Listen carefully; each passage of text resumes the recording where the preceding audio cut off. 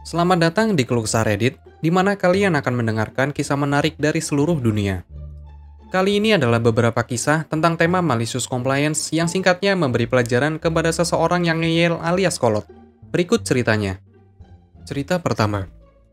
Mengancam bakal membatalkan akun. Tidak masalah sobat, itu sudah kelar. Beberapa tahun yang lalu aku pernah bekerja di call center untuk perusahaan populer bernama Netflix. Kalian tidak akan percaya jumlah pelecehan dan hinaan yang harus aku hadapi, kecuali jika kalian pernah bekerja di call center setiap hari. Pertanyaan bisa berkisar dari, jadi kapan kalian menginstal Netflix? Ke, tidak bisakah kamu membuat akun untukku?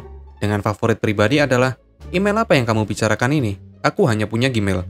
Dan yang terburuk adalah, bagaimana kamu bisa mengambil uang dari rekeningku? Sekarang aku tidak bisa memberi makan anak-anak.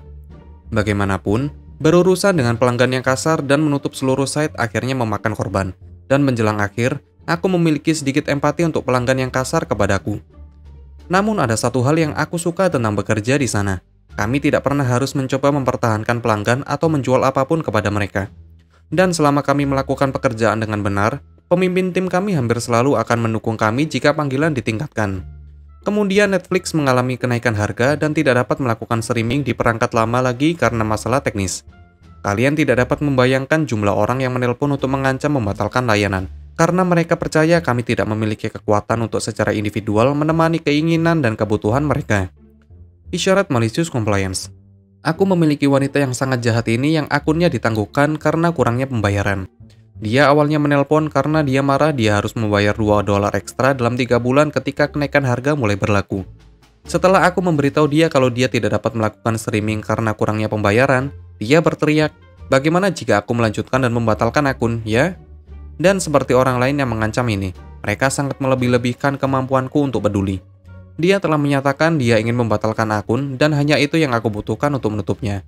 Jadi setelah ancamannya, aku katakan padanya, tidak perlu Bu, aku sudah mengurusnya untuk Anda. Dengan suara ceria call center yang diperuntukkan untuk anak-anak dan pelanggan makin marah. Dia meledak padaku dan menuntut kepada supervisorku. Sekarang seperti kebanyakan pusat panggilan, semua panggilan kami direkam. Dan supervisor kami dapat kembali dan mendengarkan panggilan apapun. Karena dia telah menyatakan ingin membatalkan. Walaupun mungkin sedikit sarkastik, aku yakin. Ternyata, dia tidak ingin membatalkan layanan. Tetapi karena akunnya secara resmi ditutup, dia tidak hanya perlu membayar jumlah asli untuk memulai kembali, tetapi juga kenaikan harga baru karena sistem mengenalinya sebagai akun baru, sedangkan akun lama perlahan berubah harga. Cerita kedua. Kode berpakaian seksi. Jadi selama liburan musim panas, aku menggantikan perawat yang tinggal di kantor di pekerjaan lama di panti jompo. Ketika kami bekerja di kantor, kami seharusnya memakai pakaian biasa kami. Itu hanya bos dan aku di kantor, keduanya laki-laki. Dan itu adalah musim panas yang sangat panas.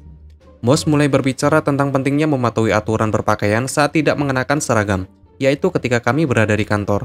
Kode berpakaian menyatakan rok diperbolehkan, tetapi tidak ada celana pendek. Jelas sekali dia pasti mengacu padaku, karena aku adalah satu-satunya yang mengenakan celana pendek, dan satu-satunya kecuali dia yang berjalan-jalan tanpa seragam. Aku membaca peraturan dan mengatakan kepadanya dengan bahasa yang jelas, jika dia benar-benar menginginkan aku akan datang ke kantor dengan rok selama sisa musim panas. Karena tidak disebutkan dimanapun kalau kami harus menjadi wanita untuk mengenakan rok. Dia tidak pernah menyebutkannya lagi, jadi aku tidak punya kesempatan untuk melakukannya. Kalaupun dia menginstruksi aku akan melakukannya dalam sekejap. Cerita ketiga. Wanita yang sangat malu. Jadi beberapa tahun yang lalu aku melakukan pekerjaan musim panas, bekerja untuk ibuku sebagai sekretarisnya. Dia seorang dokter. Aku tidak mirip seperti ibuku dan tidak ada yang tahu aku putrinya. Pasien hanya mengira aku magang atau mahasiswa. Sepanjang musim panas, wanita tua yang kejam ini datang ke kantor hampir setiap 2 hari. Bukan untuk bertemu dokter setiap saat, tetapi untuk semacam nongkrong di kantor sekretaris dan mengobrol atau meminta hasil tes atau apapun. Tetapi terutama untuk menghabiskan waktu dan mengeluh tentang segalanya. Sekretaris biasa sering memanjakannya karena dia pelanggan tetap, tetapi dia sedang liburan dan hanya aku yang bisa dia ajak bicara. Dan bicara dia lakukan. Dia rasis, anti segalanya, munafik, dan di atas segalanya, seperti yang aku katakan, kejam. Aku selalu memasang muka dengannya, sopan dan tersenyum. Dan dia sepertinya suka mengajarkan kehidupan kepada seorang gadis muda seperti aku. Suatu hari, dia memutuskan untuk berbicara buruk tentang dokternya, yaitu ibuku. Dia pikir aku orang baru dan tidak mengenal bos dengan baik dan lebih berani dari biasanya. Dia mengatakan segala macam hal mengerikan tentang dirinya, mencoba menyebarkan desas-desus tentang kecerobohan atau praktik buruknya. Kemudian dia menanyakan aku pertanyaan medis tentang hasil tesnya. Dengan manis, aku bertanya padanya apakah dia ingin aku memanggil dokter untuk menanyakan pertanyaan itu, karena aku tidak diizinkan untuk melihat arsipnya. Wanita tua, "Oh tidak, jangan repot-repot, dokter tidak pernah menjawab teleponnya. Dia hanya tidak peduli." Aku, "Bu, kesehatan Anda penting. Ibu harus memiliki jawaban yang ibu cari. Biarkan aku mencoba. Jika dia melihat nomor sekretarisnya di telepon, mungkin dia akan menjawab." Jadi aku mengangkat telepon dan menelponnya. Ketika dia menjawab, karena dia selalu menjawab atau menelpon kembali. Aku menatap wanita tua itu dengan senyum lebar dan berkata, "Hai Bu, aku baru saja mengobrol panjang dan menarik dengan Nyonya D. Dia memiliki beberapa pertanyaan. Bisakah kamu berbicara padanya?" Wajah perempuan tua ini ketika dia menyadari kalau dia berbicara omong kosong tentang dokter di depan putrinya sangat berharga, dan itu kenangan favorit musim panas ini. Ibuku berkata kepadaku kalau wanita tua itu tidak kembali selama 3 bulan dan tidak pernah berbicara lagi di depan sekretaris manapun. Terima kasih telah menonton video ini. Kalian bisa like, komen, dan subscribe channel ini. Sampai bertemu di video selanjutnya.